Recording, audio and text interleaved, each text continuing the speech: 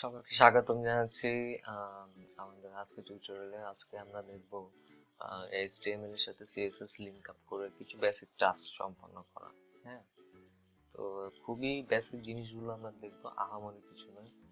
আমরা প্রথমে notepad plus plus open করে তো আমরা এগুলো সব ক্লোজ করে দিচ্ছি এবং আমরা একটা নতুন প্রজেক্ট নেব।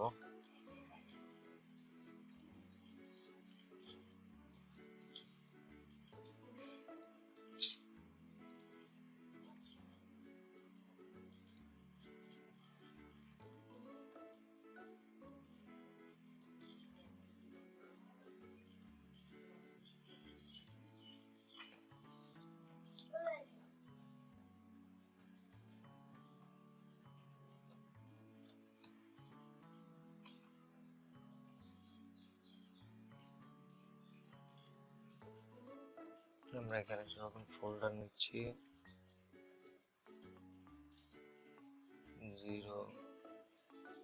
03 Part-02।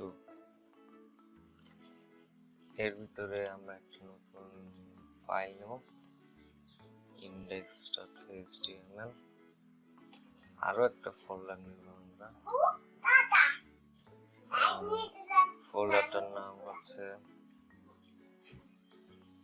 CSS। এখানে আমরা একটা ফাইল নেব, style.css। আমরা এই ফাইলটা ওপেন করি, ওপেন হয়ে গেছে, আমাদের ইন্ডেক্স ফাইলটা ওপেন হয়ে গেছে। তো প্রথমে এখন আমরা HTML5 ট্যাগটা নিব।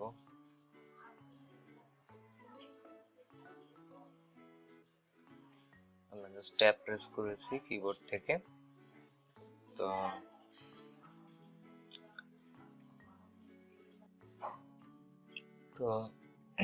আমরা HTML ডকুমেন্টের HTML5 ট্যাগ গুলো নিয়ে ফেলেছি। এখন আমরা এটার নাম দিতে পারি Lesson-03 Part-02। এখন যেহেতু আমরা CSS ফাইল ব্যবহার করব, তাই আমাদেরকে এই টাইটেলের পরেই আমাদেরকে CSS ফাইলটা লিংক আপ করতে হবে। যদি আমরা এটাকে লিংক আপ না করে, তাহলে এখানে যে স্টাইলগুলো দেওয়া হবে সেগুলো আমরা দেখতে পাবো না। হ্যাঁ, তা আমরা আসুন এটা লিংক আপ করি। তো আমরা প্রথমে লিখি লিংক, এন্টার ট্যাব, এখানে রিলেশন টাইপ চলে আসছে স্টাইল শিট। হ্যাঁ, এবং এইচ রেফারেন্স হচ্ছে আপনার লোকেশনটা তার কোথায়। যেহেতু আমরা এটাকে Lesson-03 Part-2 CSS এর মধ্যে রাখছি, আমাদেরকে এখানে লিখতে হবে ./CSS/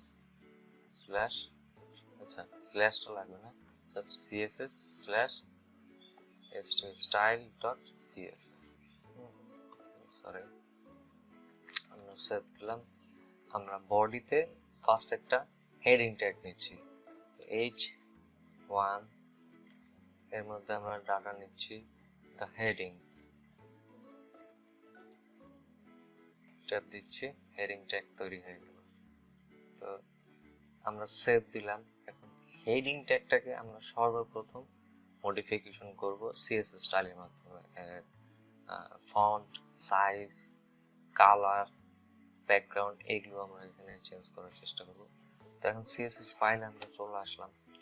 তো তার আগে আমরা একটু দেখে নিই যে এই ফাইলটা আসলে কিরকম দেখায়। তো আমরা চলে যাই রান ইন ফায়ারফক্স।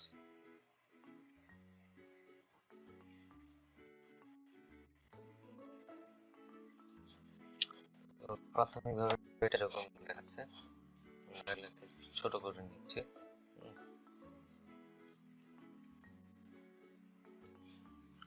তো এখন আমরা CSS এ চলে যাচ্ছি। তো আমাদের প্রথমে যে ট্যাগ ছিল, এই HTML যতগুলো ট্যাগ আছে এগুলো এক একটা সিলেক্টর। হ্যাঁ, তো সেই সিলেক্টরটাকে আমরা কল করব। তো আমরা কল করছি h1 এবং তারপরে আমরা এই সেকেন্ড ব্র্যাকেট কল করছি, এর ভিতরে আমরা লিখছি ফন্ট ফ্যামিলি, যেহেতু আমরা ফন্টটাই চেঞ্জ করতে চাচ্ছি। তো আমরা লিখি ফন্ট ড্যাশ ফ্যামিলি কোলন, এখন আমরা এটাকে এরিয়াল দিব,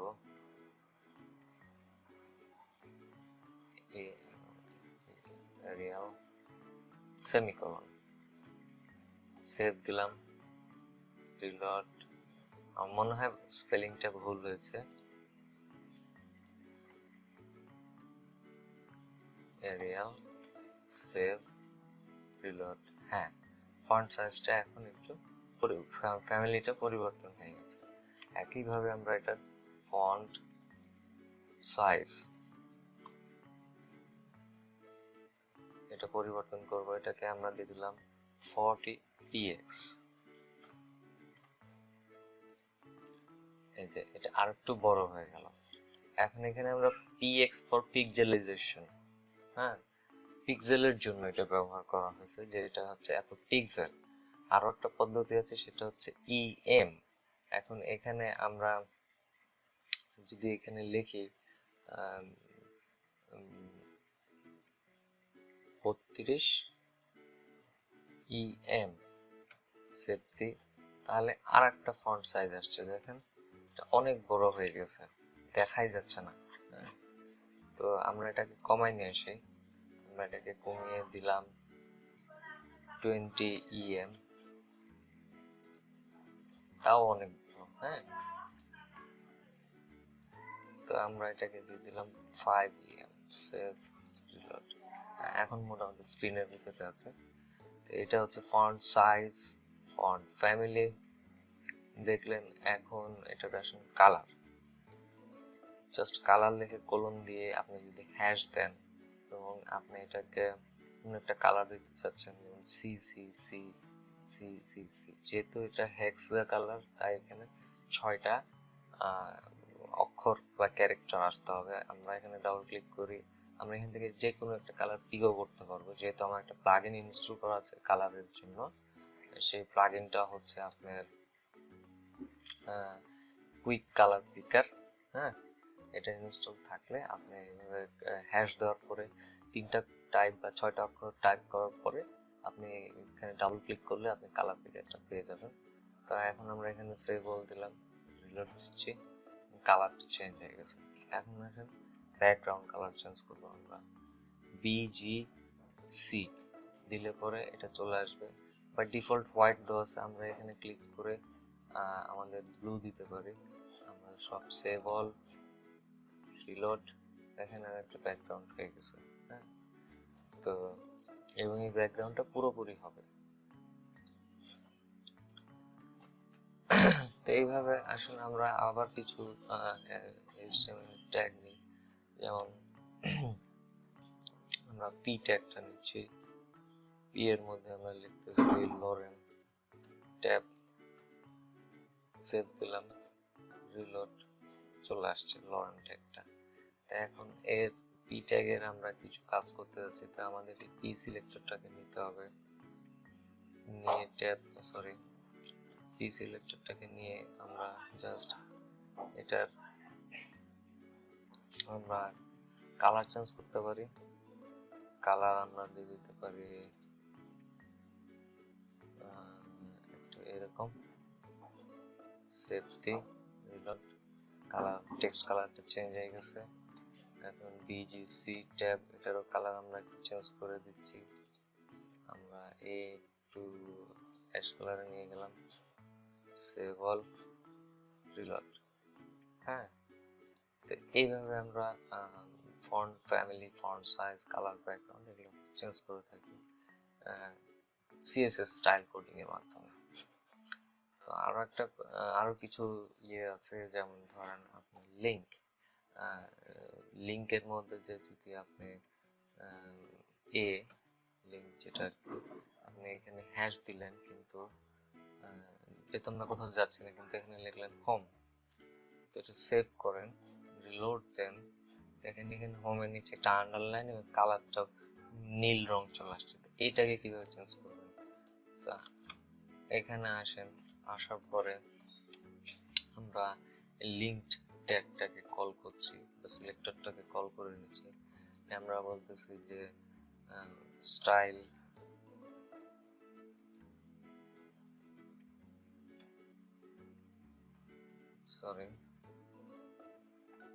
টেক্সট ডেকোরেশন নাম,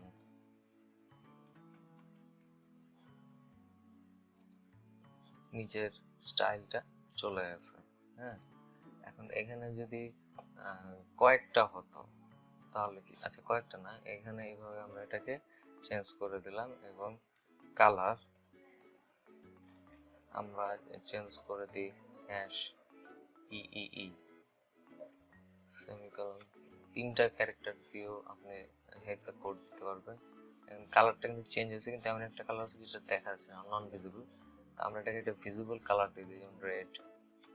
সেভ, রিলোড, চলে আসছে। এবং দেখেন এখানে মাউস পয়েন্টার নিলে কিন্তু সে দেখায় যে এখানে একটা লিঙ্ক আছে, যদি লিঙ্কে ক্লিক করলে কিছু আসবে না। এইভাবে সেম যতগুলো আপনার HTML ট্যাগ আছে তাদেরকে সিলেক্টর হিসেবে কল করবে। এখন আসেন আমরা যদি ডিভ নেই, সেই ডিভটাকে একটা ক্লাস এবং একটা আইডি হিসেবে আমরা যদি ডিফাইন করি তাহলে কি করবে? প্রথম কথা হচ্ছে আমরা একটা ডিভ নিব, যে ডিভটার নাম আমরা ক্লাস দিচ্ছি হচ্ছে হেডার। আমরা ট্যাব দিলাম, এখন সরি ইন্টার দিচ্ছি। ইন্টার দিয়ে এই ক্লাসের আন্ডারে যা কিছু থাকবে সবকিছুই আমাদের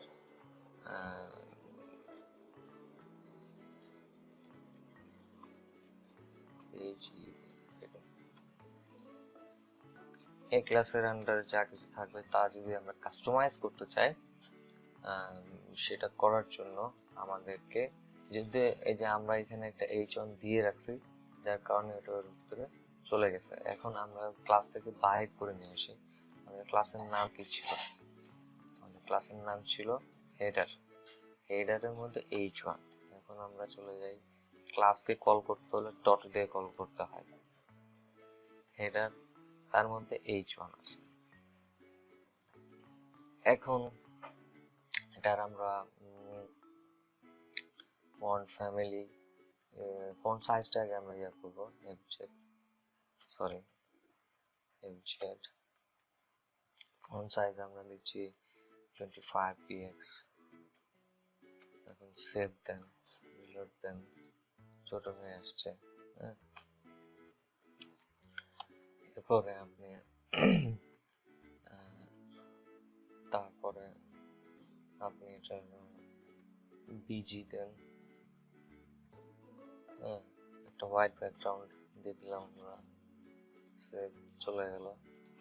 এবং সি নিয়ে আসুন এবং কালারটা আপনি ব্ল্যাকে নিয়ে যান,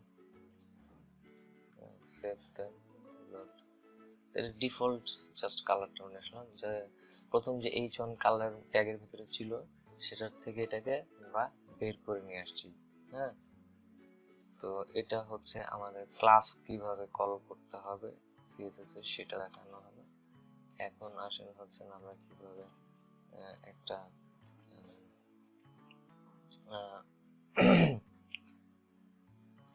সিলেক্টরকে দেখাবো। সেটাকে ডিফাইন করার সময় আমাদের হ্যাশ দ্বারা ব্যবহার করতে হয়, যেমন ফুটার। আমরা এবার হচ্ছে ডিভ নিব, ডিভের মধ্যে ওটাকে দিয়ে দেব ফুটার। আমরা লিখলাম হ্যাশ ফুটার, আইডি নিয়ে নিলাম আমরা, সরি। তো আইডিটার ভিতরে আমরা এখন যা কিছু দিব সেটার জন্য আমরা h2 নিচ্ছি, এর মধ্যে লিখলাম আমরা ফুটার।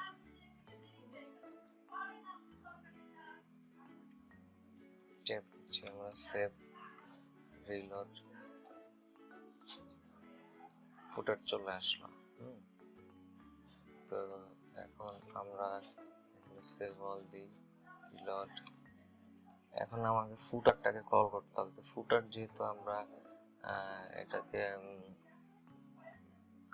ক্লাস না, আমরা আমরা এটাকে আইডি দিয়ে ডিফাইন করছি, তো আইডি কে কল করতে হয় হ্যাশ চিহ্ন দিয়েই। হ্যাঁ, এটা ডিক্লারেশন হ্যাশ দিচ্ছি, কল করতে হয় এতে। তো ফুটার ড্যাশ, তার মধ্যে আমাদের h2 টাকে কল করতে হবে, ট্যাগ বা সিলেক্টরটা হচ্ছে আমাদের h2। এখন এটা আমরা বলতে পারি যে ফন্ট সাইজ fz দিলাম আমরা 40 px and c কালার দিয়ে দিলাম আমরা হচ্ছে রেড, and তারপরে হচ্ছে আমরা এটার vgc দিয়ে দিচ্ছি একটু অ্যাশ কালার। তো সেভ অল রিলোড। দেখেন এটা ফুটারটাকে ইফেক্ট করছে। তো আমরা এখানে দেখলাম কিভাবে সরাসরি আমরা সিলেক্টরকে কল করতে পারি, সিলেক্টরকে ডাইরেক্ট কল করে কাজ করতে পারি, তারপর ক্লাসকে কিভাবে নিয়ে কাজ করতে পারি, এবং তার সাথে আইডি কে নিয়ে কিভাবে কাজ করতে পারি।